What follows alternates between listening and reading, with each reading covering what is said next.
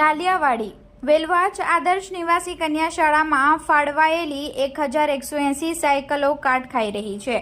વલસાડ જિલ્લાની વિવિધ શાળાઓમાં ધોરણ 9માં અભ્યાસ કરતી અનુસૂચિત જાતિ વિદ્યાર્થીનીઓ માટે સરસ્વતી સાધના યોજના અન્વયે નિઃશુલ્ક સાયકલોનું વિતરણ કરવાની યોજના અમલમાં છે।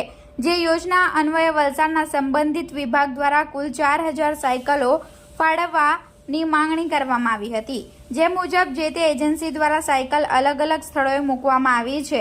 રાજ્ય સરકારની આ યોજના વર્ષ 2023-24 માટે ફાળવવામાં આવેલી સાયકલોનો ખડકલો નજીકમાં આવેલી શાળાઓમાં ખડકી દેવામાં આવ્યો છે। વલસાડના વિલવાચ ગામ ખાતે આવેલી આદર્શ નિવાસી શાળાના પ્રાંગણમાં હાલે 1180 સાયકલો ખડકલો યથાવત સ્થિતિમાં છે।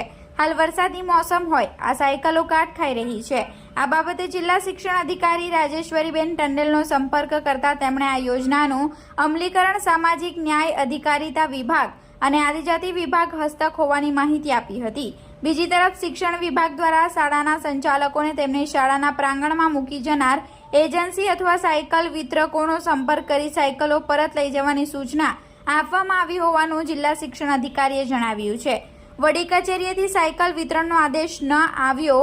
મદદનીશ કમિશનર આદિજાતિ વિકાસ BR વડવીએ વલસાડ જિલ્લામાં સરસ્વતી સાધના યોજના અન્વયે લાભાર્થી વિદ્યાર્થીનીઓને સાયકલનું વિતરણ કરવા બાબતે વડી કચેરી દ્વારા કોઈક કારણોસર આદેશ આપવામાં નહીં આવ્યો હોય સાયકલોનું વિતરણ કરવામાં આવ્યું નહીં હોવાનું જણાવ્યું છે।